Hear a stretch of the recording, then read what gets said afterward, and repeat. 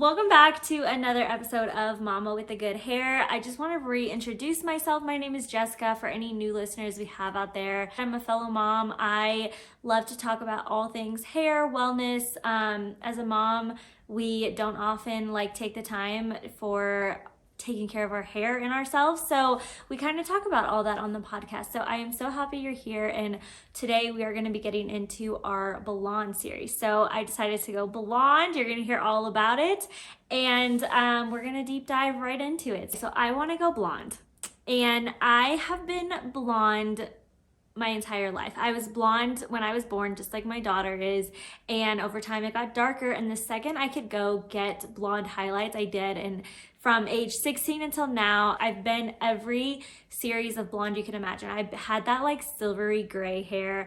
I've had the platinum with purple strips down the ends. I've had pink streaks mixed with the blonde. I've had balayage. I've had everything you can even imagine.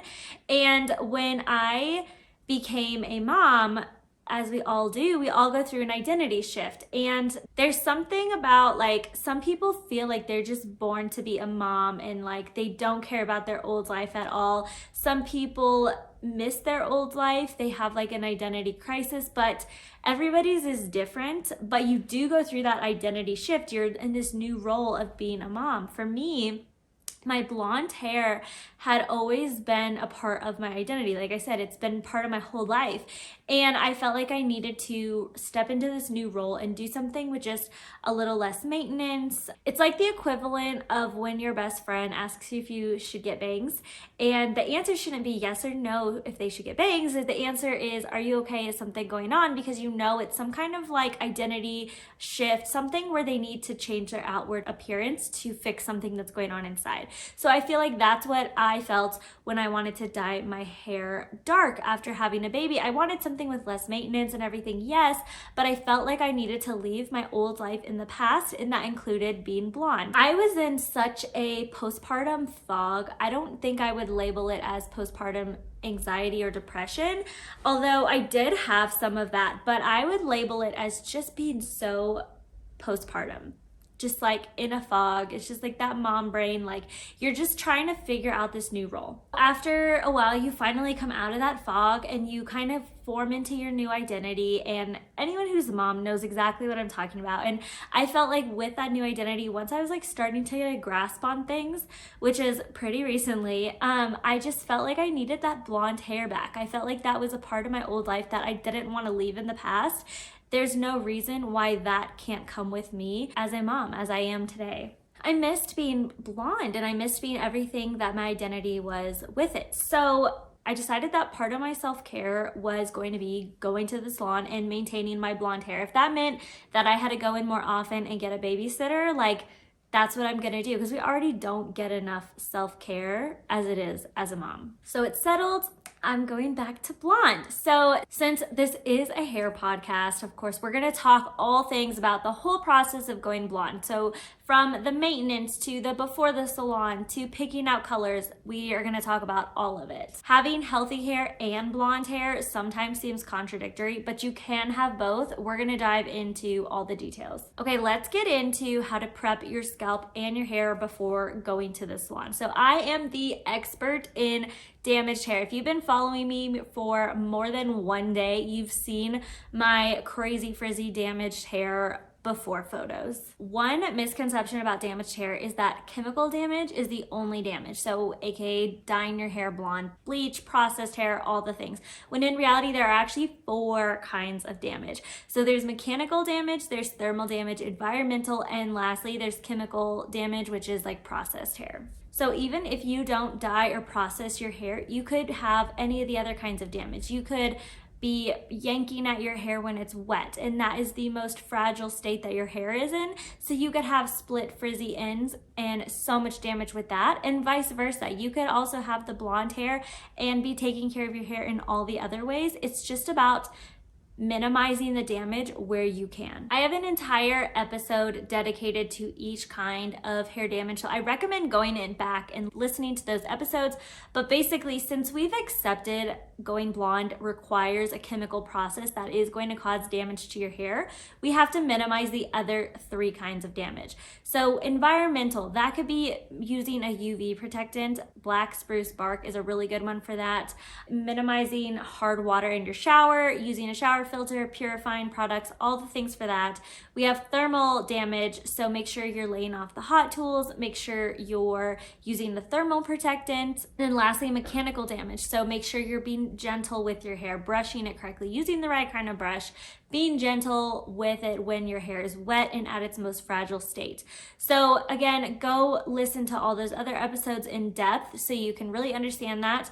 But the goal here is to minimize all the other kinds of damage, since we are accepting that we want to be blonde, and with that comes just some chemical damage. So those are the damaged hair basics, and we know them, we do them, we see major improvement. But here's what I do right before going to the salon. I'm talking the week of. So a day or so before, you're gonna wanna do a scalp oil treatment. If you know, you know. If you have seen any of my content, I talk about oil treatments all the time. So an oil treatment is basically like a multivitamin for your scalp, or like a smoothie for your scalp. It's like extra nutrients. It's like getting your scalp everything it needs to be set up for success. So think of it like when you go to the gym. Like when I take all my supplements and I am really good about my diet and everything, and I go to the gym, I notice I have so much more energy. I get a much better workout versus when I don't and I eat like crap that day and I don't take my vitamins, I don't get as much out of it. Yes, it's still a workout, but it's not a maximum workout. Your hair is the same way. So when you do an oil treatment, it's really setting up your hair like all the supplements you take for your health. So what the oil treatment does is it helps with preventing over-processing in your hair with the bleach, and it also gives extra moisture to your scalp. So we know that bleaching your hair is a drying process, so this is just gonna help prevent that a little bit. So you're gonna wanna let it sit for an hour overnight, you know the drill, wash it out in the morning, and then let's talk about how to wash your hair before you go to the salon. I've heard the misconception that you need to go to the salon with a dirty hair, and I don't know where that came from. It's a complete myth. When you go to the salon, you should have clean, dry hair. It's pretty simple, but I like to do a deep clean, and I'm gonna get into the details. So when I do a deep clean before going, I do an apple cider vinegar scrub. This is really gonna lift up any product that's left over, any dead skin cells. It's really gonna just get my scalp nice and clean, and especially paired with that oil treatment, it's gonna be nice and clean, ready to go.